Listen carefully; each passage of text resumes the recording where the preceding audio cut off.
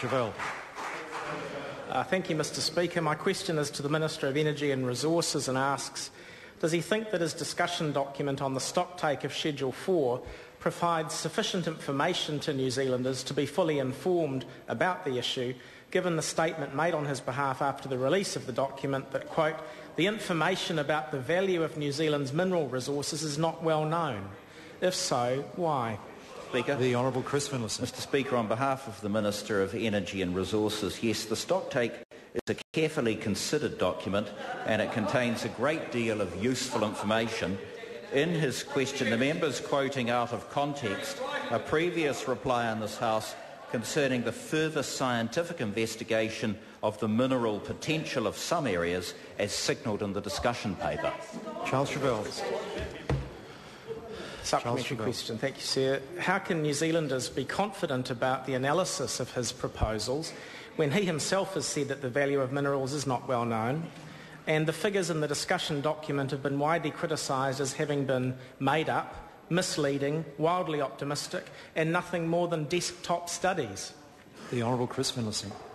On behalf of the Minister, the point is that one can always obtain better and better information depending on the access to methodology that one has. The paper is perfectly adequate to enable New Zealanders to have a good discussion about the issue. Of course, as techniques improve, further information and ways of obtaining that information will become available. Charles Chauvel. Question. Well, is he not concerned that Parliament's independent environmental advisor, Dr Jan Wright, has said that the consultation period available is, quote, insufficient given public confusion? And if not, will he be issuing further and better information to ensure that New Zealanders are properly informed? The Honourable Chris Finlayson. On behalf of the Minister, no. Charles Chauvel. To the Minister, why were no new studies undertaken on the value of minerals in New Zealand for the review of Schedule 4?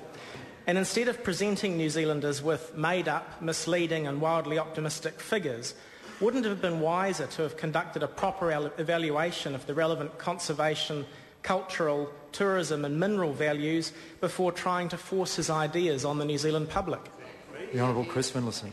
The Minister, on behalf of the Minister is not trying to force his ideas on anyone, but present a consultation paper so there can be a sensible consultation. It is just that. I think the Labour opposition is treating this government by its own standards. When we have consultation, we mean just that.